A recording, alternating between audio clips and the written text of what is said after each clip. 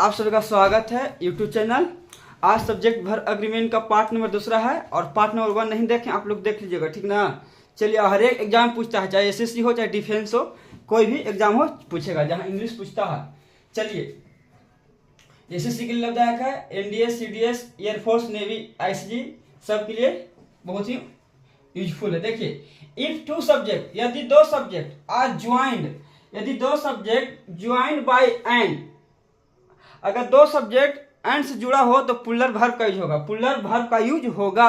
चलिए, रमेश एंड महेश, देखिए रमेश भी है एक सब्जेक्ट 1 और सब्जेक्ट 2, तो दो सब्जेक्ट हो गया। तो ऑलवेज एट लॉन्गर हेड्स, तो देखिए दो है, यहाँ पर इज तो सिंगुलर के लिए होता है, इज सिंगुलर के लिए, आर पुलर के लिए होता है, यहाँ पर आर का प्रयोग करके। You and I, you and I, देखिए सब्जेक्ट 1 और सब्जेक्ट 2 दो है, तो यहाँ पर एम के आर के कोड एम लगा देगा, नहीं यहाँ पर आर लगाइएगा, आर एम नहीं लगेगा, ठीक। मोहित, रवि एंड सी, तो मोहित भी है, रवि भी है एंड सी भी है, तीन गो है, तो मोर देन 2, तो देखिए आर का प्रयोग होगा, ईच सिंगुलर के लिए होता है। PM and his minister, PM और उनके मिनिस्टर, तो यहाँ पर दो आदमी हो गए, पीएम अलग हो गया और मिनिस्टर अलग हो गए, तो आर का प्रयोग होगा।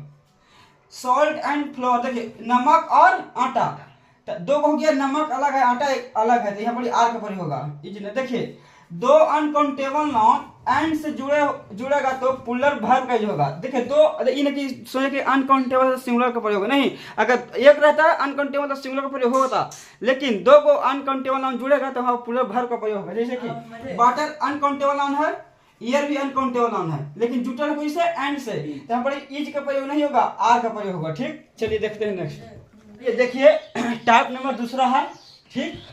अब देखिए वो रहा कि if two or than two subject, दो और दो से अधिक subject are joined by and, जो कि एंड से जुड़ा हो, बट ओनली पर्सन, ना कि व्यक्ति और ना ही वस्तु और ना ही कोई idea, is discuss, singular verb is used. देखिए इसको इंग्लिश में समझिए, हम बोलेंगे इंग्लिश में समझिएगा। यदि दो सब्जेक्ट एंड से जुड़े हो, उनका अर्थ एक ही हो, तो सिंगुलर वर्ब का यूज होगा। यानी कि दो सब्जेक्ट एंड से जुड़े हैं, उनका अर्थ एक हो, तो हमारा सिंगुलर वर्ब का यूज होगा, ठीक।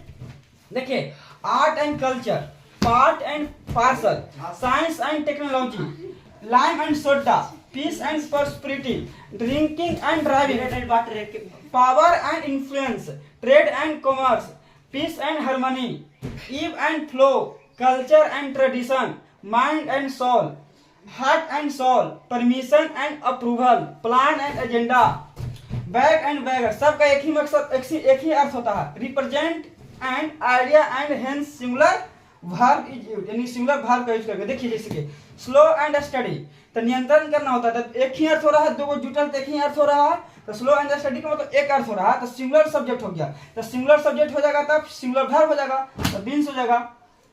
ब्रेड, देखिए bread and butter, bread and butter मतलब एक, इसका अर्थ होता है एक ही, आजीविका या रोजी रोटी, एक ही अर्थ हुआ, एक ही अर्थ होता, सिंगुलर वर्ब, तो इज का प्रयोग होगा।